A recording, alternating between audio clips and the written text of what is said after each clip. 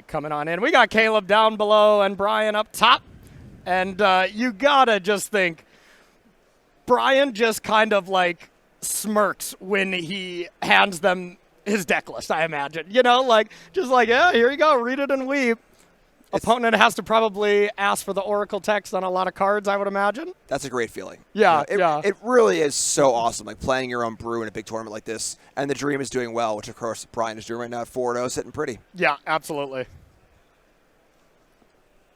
So the best thing here for Bryan, of course, is that Kaleb has missed a key 1-drop. You know, without a 1-drop on the play and missing the 1-drop, now we can see those 2-mana removal spells can come in, and we could see a straight exchange here, you know, where a 2-mana removal spell, 1-for-1, buy some time, get to the big plays, and, you know, so far, a good start for Bryan. Yep, absolutely.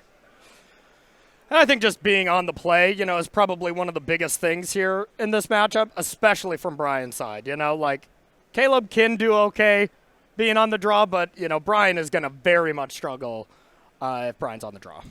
Yeah, I'm actually shocked by this. So we see Ardenvale Fealty makes 2-2, choosing not to block the naked Emberheart Challenger, but now we see the reason why. So a Tally Favor here, get the Cascade train going. You know what Discover can do that Cascade can't? Yeah. This. Keep going. Keep going. Keep going. So we're going to hit as many of Tally's favors as you flip over. And then what's the end game? What are we hitting? I think that's it. It's just going to be favors. Oh, it's just going to be all the favors? Yeah, there is no 1-2 drop in the deck, which I think is a little weird, honestly. I think there we go. We can hit this, of course, to end this. Yeah. I'm sorry. It's not Cascade, obviously. And this isn't the template of if this is your second spell. They've covered their basis on this, right? It can be the third one for this, and you still get the 2/3. Right. If you played a spell this turn. Gotcha. Just making sure. Right. So I'm sorry. I apologize. I was thinking of Cascade. You should apologize, Jim. You always hit Sage of Disguise, which is great here. So now you see what looked like an odd non-block, you know, blocking a naked, unprowessed mouse there, turns into this. 8 power. Yep. This is awesome. Okay, Bryan is popping off here. Now what do we got to do from the mouse side here to get over this stuff? Like, the 2/2/3 lifelinkers here is terrifying. Yeah, the small bully stuff's not going to play here. We're going to need Manifold Mouse. We're going to need some bigger stuff going on. You know, the lifelinkers, the red deck is capable of dealing a lot of damage at once. So, like, these smaller lifelinkers can be, you know, okay against it. Cards like an Obstinate Bailout, the card you would think would be good against red on average, is often just not big enough. But looks like we got to push through here. So, Monstrous Rage. Wow, attacking with both? Okay. Yeah, finding a way to get through these things and kind of mitigate them. And one of the things that has made this mono red deck so good is that blocking is really hard against it. I mean, don't you just put the 2/2/3s on one and then just 1/4/4 on the other? I feel like no matter what, you get to eat one of them essentially. That does seem reasonable. Yeah. And it looks like that's going to be there we go. Play. Yep. I was like, attacking with both feels brutal there. Oh, okay. It's even worse. Okay, so not like the worst exchange. Sure. You know? I mean, I guess Monstrous Rage kind of did the same. It kind of would kill one threat anyways. Right, so clean up most of the board. 1-2-3 lifelinker is not that much by itself. There obviously are, you know, Wishstalker Frenzies, Lightning Strikes, ways to deal with that. But now we're seeing Bryan get into the part of the game that Bryan really wants to get into. I would say almost every turn for the rest of the game, Bryan's going to be casting 2 spells. Yeah. Casting the Appraiser, getting up with Contorious, and really going nuts. Oh, man, I am in love with Bryan O'Neill's deck. The more I think about it, the more I think of a 2/2 monk with a Corey Steelcutter attacking me, and I have 2 2/3s. Thumbs up, you know? Like, oh, this is great. So here comes in 2 more damage. We get the Corey land going as well. And we'll see what the follow-up is. How about a draft common? Why not? It's Virtue at home. Yeah, we got signaling Roar here. I had to check my paper for that one. Yeah, there you go. Yeah, you said you've been drafting quite a bit. I haven't drafted as much with this one, but... Yeah, the Omen half of a draft common that's only okay is pretty deep cut. Yeah, that's a real deep cut. You know? Yeah, we're going to put you to the test for that one for sure. Yep. All right, so Screaming Nemesis comes on in. That's going to be a great card in this matchup just to, you know, Kaleb really wants a Burst Lightning. You know, maybe not now when the Screaming Nemesis is tapped and you can get Ride's End or whatever, but At any point, Kaleb would love to deal 2 Nemesis and just prevent the life being gained at all. Speaking of life, there's Quintorius right there. Okay. Quintorius coming on down. And we're gonna. We got a reader. Hey, I mean, this is a card that a lot of us are gonna have to read. Looking for the smirk on Bryan's face. It's there. We'll read it to you. Whenever you cast a spell from exile, Quintorius deals 2 damage to each opponent, and you gain 2 life. Can uptick to make a 3/2. Never happens. -3 to discover 4. That's really all the text you got to know on this one. Yeah. So, and then the chain here, if Quintorius hits a Appraiser, which then hits an Atali Saver, you can kind of keep chaining down, and every stop on the chain is 2 life. Oh no! All right. So did we deal the 2 on Nemesis and redirect, or did we just deal to the Quintorius? That's a big difference. Well, I think that this is reasonable. So obviously the goal here is stop life gain. Yeah. Without the static ability of Quintorius in play, like, it's not nearly as bad. I mean, there's a lifelinker that's going to attack you this turn. That is fair. I mean, leaving Quintorius in play is also like, it'll make a 3/2 next turn, yada, yada, yada. Yeah, but I'm saying you can still shoot the Nemesis, get the best of both, right? And redirect the 2 damage to the Quintorius? Well, Nemesis has to deal damage to a player trigger. Oh, right. Okay. I thought it was templated where it's Planeswalker, any target, essentially. Nope. Yeah. Oh, okay. All right. You can't have your cake and eat it too. Okay. My bad. I don't know why I thought that card could also hit Planeswalkers. Quintorius is overpowered now, I guess. Yeah. No, that makes perfect sense then, for sure. So we see, and here's the big chain, right? We Yeah. an Appraiser into a Sage of Disguise. I'm pretty sure that's what that is. I think that's a voice, right? Voice of Victory? Nope. No. Not Okay. the main deck, yeah. Yeah. I think it's Sage. Okay. Looks good. Yeah, Sage. Checks out. And once again, just a whole bunch of stuff in play. Oh, hit a favor, too. Oh, my God. While we were yapping away about Nemesis triggers, we missed the entire chain. Oh, boy. This is incredible. Yeah. Bryan is absolutely popping off. I think I know the deck that when we're off our rounds, I'm going to fire up on Arena. You want to battle? Let's go. Okay. Shotgun Quintorius. Well, all right, now I don't want to play. All right, heading back to Kaleb's turn to see what on earth he can do to an opponent at 24 that's completely outclassing him on the battlefield. And nothing. Yeah, leaving Nemesis back on defense is definitely not super appealing against these lifelink flyers. How do you feel about all of these different mountains? You like it or you hate it? I'm just not going to get into it. Okay. Yeah, you don't want to open that can of worms with me. Ah, okay. Yeah. Okay. Gotcha. He loves it that much, y'all. I can tell. All right, Quintorius number 2 coming down for the fun, and Wow. Kaleb has had enough. That was awesome. That was incredible. I am here for this deck. Bryan O'Neill takes game 1 and is 4-0 at the RC with a deck I have not seen. Maybe a little bit here on the ladder if I'm playing around, just thinking that this is a complete meme, but this looks pretty incredible. So, all right, from Kaleb's side, what do we want here up against Bryan, Jim? From Kaleb's side? Yeah. All right, so the Sunspine Elixes aren't going to be super effective. The stopping the life gain is pretty important. There are 9 basics in Bryan's deck. I think they probably still come in because of a life gain I was going to element. say, I think I still want it. But they're not going to be the knockup they are against like Domain or something like that. Yeah, but still pretty cool. And then otherwise, I mean, the cases could come in, try and play like grindy game. I don't necessarily know if Kaleb wants to get into that kind of game. The longer the game goes, it's kind of your classic, who's the beatdown kind of scenario. Sure. And it's certainly different than most of those we normally see in Standard, but same sort of idea. Game goes long, Bryan's going to have a really, really good time. It's on Kaleb to make sure that does not happen. So, do you like the case at all? Case of the Crimson Pulse? I think it's a little slow. Yeah, I feel like you can't bring in Sunspine Links and the case. That feels brutal to have both of them. Yeah, I could buy that. But I could be wrong. I don't play a ton of mono red, but yeah, I would think the Links and the Barrages, just having more clean answers for the white creatures. Sure. Can't hit Planeswalkers also.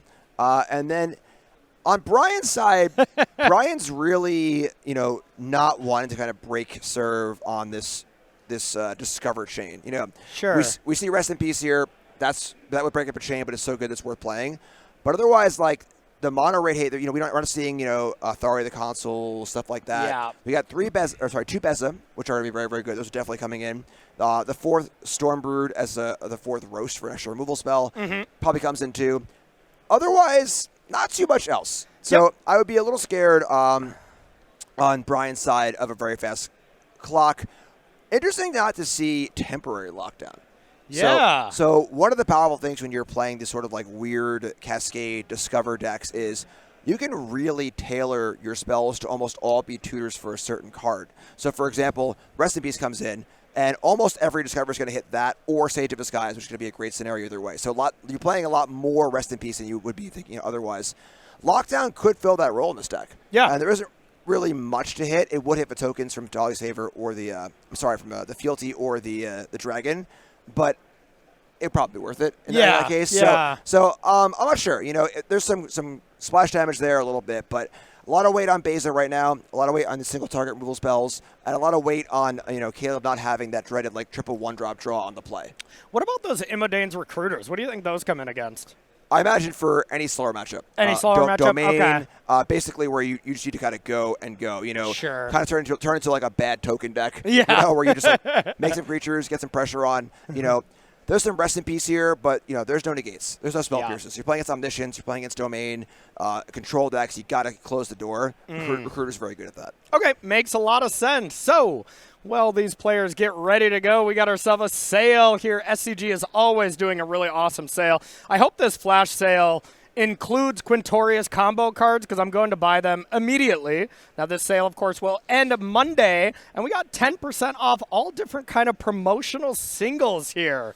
Ooh, all right. I'm here for some promos. You a fan? I love that Plains. Oh, I was like, I love that Swan Song. That looks awesome. Get the Swan Song, throw it in the garbage. It's in the way of my Plains right now. Oh, I want to okay. see more of that Plains. Okay, all right. Jeremy, our producer, can we throw that Swan Song in the garbage here? You mind changing it for Jim? Get this thing out of here. No, we said no. Okay, all right. So that flash sale, of course, you can go to StarCityGames.com and get 10% off all your promos if you're a fan. And honestly, keep an eye out for Star City Games, get the newsletter, get all these notifications so that anytime there's a really cool sale like this, you'll always know as SCG, especially every time we do one of these events, has a sale going on, and they just do it all the time. Really good deals at StarCityGames.com. Players getting ready. We got Kaleb on the bottom, going to be on the play, and this feels like the game. Well, obviously Kaleb has to win to be continuing to play in this match, but this feels like the match Kaleb should win if you can just have a reasonable draw. If you go, mouse into mouse, Heartfire Hero into Manifold Mouse, and your opponent literally cannot interact with that, that's got to be a good sign for you. Even just like Hired Claw, Manifold, Emperor, Heartfire Heroes, my apologies. Sure. All the right cards played together, How about Mountain Go? That's not going to be on the menu here. I'm thinking triple 1-drop, not 0 1-drop. Yeah, I would have preferred a Mountain Goat than a Mountain Go for sure. Yeah, get it in there. Yeah. There's some mountains in Bryan's deck, right? Yeah. Speaking of cards we need to write in the trash, those full text lands. We should go forcefully remove that land and throw it directly in the trash. Corey, don't get me started. Don't get me started. I was getting myself started there, okay? Don't open that Pandora's box, The all right? rest of the mountains, fine. This one, no. You're going to get me started. Manifold Mouse here as the play, passing back to Bryan. Bryan with 2 mana, so of the availability to have a Ride's End, have some kind of interaction here, which has got to be a little scary for Kaleb, especially if Kaleb wants to go for either a 3 mana 3/3 haster and commit the battlefield, or Monstrous Rage type thing. Yeah, the only instant speed things happening in Bryan's deck are Ardent Veil Fealty, which we see here, as well as the 4 Ride's End. So if mana is left open, the number of things it can be is fairly small. Yeah. Oh, my God. Oof. Yeah, is that a burst and a rage? That's a burst and the rage. Gets rid of that 2/2. Kaleb just saw, I know what that 2/2 can become. I'm going to get it out of there now before you even have the target for the Atali's Favor. But, we say that. It's probably better that they have a target, right? And you kill it in response? Yeah, it's a little weird because the block's probably not happening, and if it does, it's great for you anyway. Yeah, and you can Monstrous Rage through it anyways. So that Burst Lightning was slightly aggressive, I think, but, totally reasonable. You're going to get roasted. So while that was a good turn for Kaleb, not adding to the board. Like we were saying, there's a lot of single target removal. It's kind of clunky in Bryan's deck. Yeah. Being able to overload that would be very, very strong. But we're on a one threat per turn basis here. Yep, absolutely. And if we did wait a little bit and that 2/2 was still in play, like how nice would it be to now burst lightning your nemesis and then kill the 2/2? Yep. Would end up maybe patience here for Kaleb would have yielded him that emblem, which could be very important in this matchup. Still, Bryan down to 9. Yeah. So interesting to see Bryan let on 2 basic lands. So the Sunspine Lynx is looking, maybe a little iffier, but we have a few basics there, so still pretty good. So we are going to hit this 2/3. We got 2 2/3s now, going to be able to have some life gain, and we'll see if Kaleb has the follow-up, because this is the type of game where this can really slip away from you pretty quickly now. Okay. Torch the tower, actually being able to deal damage upstairs is pretty nice. Yep. Let's don't see that one too often. Yeah. So we got emblem for Bryan now. No more life gain for the rest of the game, period. But no cards in hand besides the one Kaleb just drew, which was a Soulstone Sanctuary.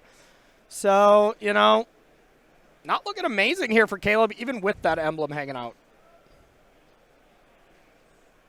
Yeah, Bryan needs to decide if this is going to be an unblockable nemesis or I get 2 for 1 nemesis. Yeah. Also important that Virtue of Loyalty is sitting there too. This random board of creatures has the potential to grow pretty reasonably. Definitely. And we might even see it next turn. Kaleb's about to play Soulstone Sanctuary, then be Hellbent. Imagine if Bryan attacks for 4, plays the Virtue, untaps with 2 3/4s. That feels pretty good. Yep. Then you're not really that afraid of Monstrous Rage, which is usually the scariest card. Now, of course, that emblem is huge here. Yes. That 4, it's final. It's 4. That's it. Yeah. It is never, ever going up this game. And playing against a deck with Burst Lightning, Screaming Nemesis, Lightning Strike, there are a lot of options here. Quintori is normally a great stabilizing element because it usually gains 2, maybe 4 life. But now it's still going to be good, but not absolutely fantastic, that's for sure. And flipping over, seeing what we're going to find. See, no lifelink is tough here. Yeah. And, eventually we're going to end with 2 more 2/3s after X amount of Atali's favors. But if they had lifelink, we're done. This game's over. Yep. But the fact that we don't, we are definitely still playing on. Now, do you think Bryan is going to get aggressive at all here, or do you play as defensive as possible? There's got to be some attacks. Maybe just one? There's going to be 2 2/3s behind with a 3/3 Sanctuary coming and a fresh card off the top. Yeah. I might want to just get this game over with. I think you might send in both. Yeah, because, you're still dead to a Burst Lightning and will be for the rest of this game. And we already saw that Kaleb didn't side those out. You probably don't side that card out a lot, but sometimes for sure. Right, and then most removal spells that would break up a double block on the Soulstone Sanctuary also would go to the face anyway. Yeah. So, I think Bryan's got to end this game. Yeah. The inevitability that this deck would normally have with Quintorius and this life gain and stuff and the lifelinkers has been removed. So now things change. Got to be more aggressive. Got to end this game. Yeah, and I'm wondering if Bryan forgot to do the triggers off Quintorius. Maybe kind of shrug there. You don't gain the life, but you do still deal 2 damage to your opponent, right? That is correct. But you can miss it? Yep. Okay. Bummer. And now, I'm with you, though. I think the only thing I would have a plan for is, okay, do I have a block that doesn't die to Monstrous Rage? That's all I'm leaving back at the bare minimum. So I think the 2 2/3s is enough for that. You're going to get up to a 6/4 with the Soulstone. You still deal with the Soulstone, take 2. I'm jamming. Yeah, and then the Virtue's still there, too. So next turn, you can keep being aggressive and then untap these monstrous creatures with the favors on them. And, wouldn't have this Quintorius just dealt 8 damage if we remembered him? I wasn't going to say nothing, but, yeah, I think so. That would certainly help in the race. Yeah, 8 damage does impact. Oh, the lizards here. That's hilarious. So very helpful. Probably didn't have Quintorius Discover in mind when building the sideboard with Kaleb. It's meant more for Izzet and stuff, but honestly pretty good here too. It's okay. It would have been better last turn. That is very true. Oh, too good. So We are able to just make a 1-1. But, hey, one thing I do see that might be a mistake, depending on the draw for Kaleb, Bryan just played his 4th non-basic land. Sure. Yep. So that the is... Lynxes are lethal as well as the Burst Lightning. Yeah, these are the little things that are easy to miss when you're actually like, in the game playing, Yeah. where you're not thinking about a card that hasn't really appeared yet. You're thinking about the board. There's a lot to take out of this board, obviously. And then with the Notorious thing, it's easy to just shortcut to, oh, now that thing doesn't work anymore. Yeah. When it does, it still works. It just tries to do everything it can do. Exactly. Yeah, and I mean, hey, these are the spots that sometimes you never get punished, and you look at the end of the day and be like, oh, I didn't play great, but I absolutely, got there at the spots I needed to. Or it's the flip side. You look back and be like, I made this minor mistake and got punished all day, and now I'm not in day 2. So playing some clean type Magic here obviously is the way to do it. So Lynx, Burst Lightning.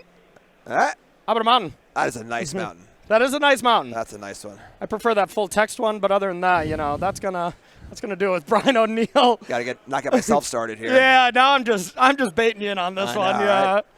All right, Bryan O'Neill with this incredible deck that I want to see more of advances here to 5-0.